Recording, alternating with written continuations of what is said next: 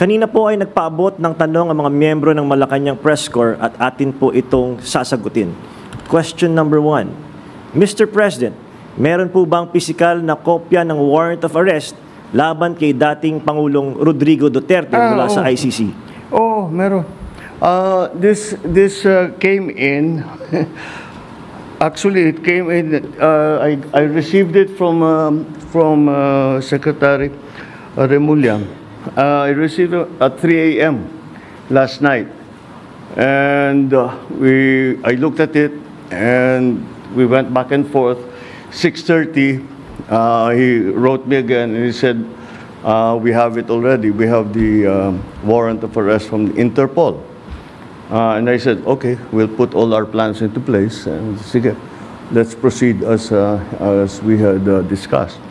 Now that's what happened. So yes, there is a very clear document that will explain that will explain the basis on how we conducted this arrest of former President Duterte. Sir, is it okay if we give them a copies of the arrest warrant, photocopies of the arrest warrant? Will that be possible? Do we have limitations on that? We have the limitations, but we can. We have here the SILG, who has been, of course, part and parcel of the entire operation. We will provide the PCO with a digital copy. It has been attested by the Secretary of Justice and the Department of Justice as a lawful and legal warrant. We will publish it after this press conference, and you can use it as reference. These are. It's very simple. It's a request to the Philippine government from Interpol to enforce the arrest warrant, and of course we comply with our commitments to Interpol. We did not do this because it was derived from or it came from ICC. We did this because Interpol asked us to do it, and we have commitments to them, and we lived up to those commitments. Sir, thank you, sir. Second question, sir. Mr. President, sinasabi ng kampo ni PRRD na unlawful arrest daw itong ginawang pag-aresto sa kanya. Well, we followed every single necessary procedure. We had a very good basis on which to serve that warrant and to read him his rights. We followed all the legal procedures that are necessary. So I'm confident that if in further examination, you will find that it is proper and correct. Sir, third question from the MPC. Mr. President, may violation ba ito sa ating soberanya, itong pagkaka-aresto kay dating Pangulong Duterte? No. Bakit naman? Dahil consistent naman tayo. Hindi tayo tumutulong sa investigasyon ng ICC. Meron tayong contact sa kanila, natural. Pero no, not on an official level. We didn't help them in any way. The arrest that we did today was in compliance with our commitments to Interpol. It just so happened that came from ICC. But it's not because it came from ICC. It's because it came from Interpol. Pang-apat po na tanong, Mr. President, sinasabi po nila na ito ay political persecution lamang at may kaugnayan din daw sa 2028 elections. Okay, well, I'm sure sasabihin nila yan. But this case started in 2017 when we were still members of the ICC. And it was during the time of former President Duterte.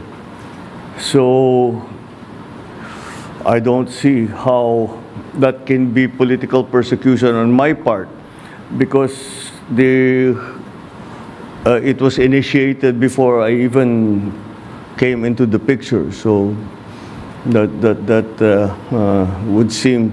But once again, we have to recognize that, you know, of course, it's natural for people to put lalagyan ng politika, kulay ng politika. Pero sinundan lang natin yung ICC, yung Interpol.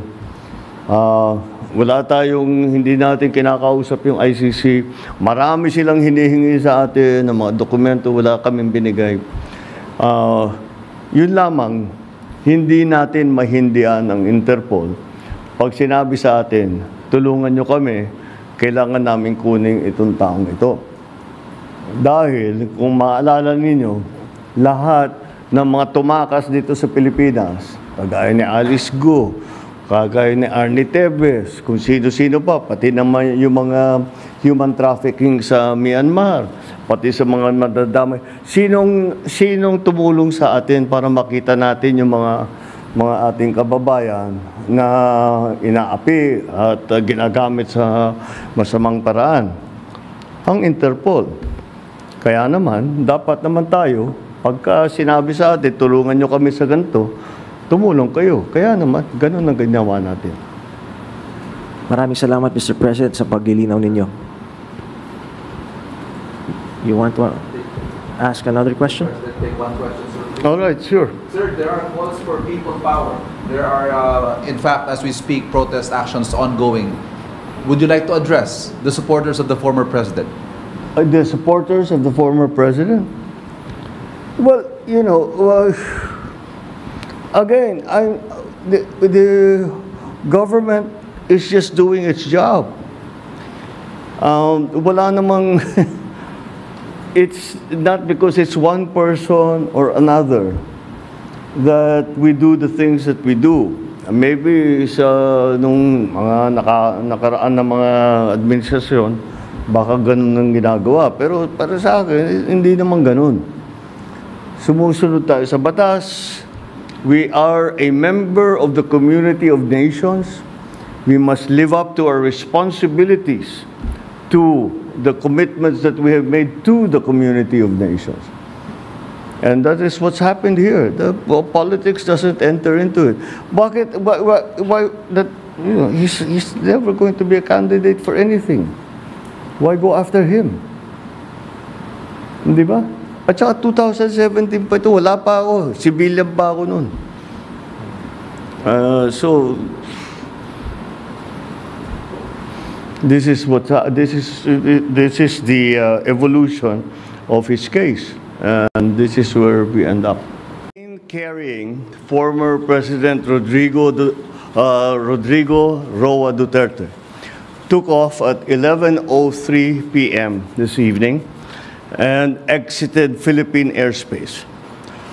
The plane is en route to The Hague in the Netherlands, allowing the former president to face charges of crimes against humanity in relation to his bloody war on drugs. The former president was earlier placed in government custody at Villamor Air Base after his common-law wife, Hanilet Avancenia, and members of his entourage arrived at 9:20 this morning from Hong Kong on Cathay Pacific flight number CX-907. Mr. Duterte was arrested in compliance with our commitments to Interpol. Hours before his arrival, Interpol Manila received an official copy of the ICC warrant.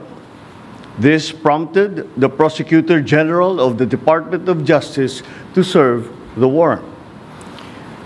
Interpol asked for help, and we obliged because we have commitments to the Interpol, which we have to fulfill. If we don't do that, they will no longer help us with other cases involving Filipino fugitives abroad.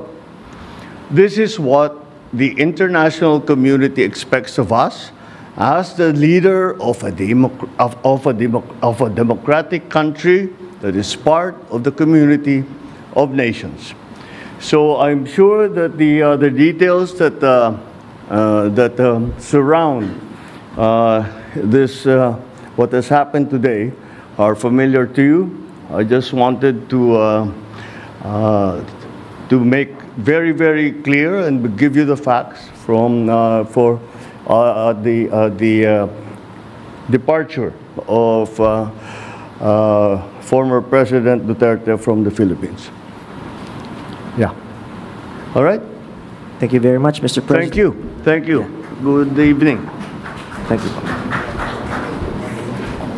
At dyan po nagtatapos ang ating press conference.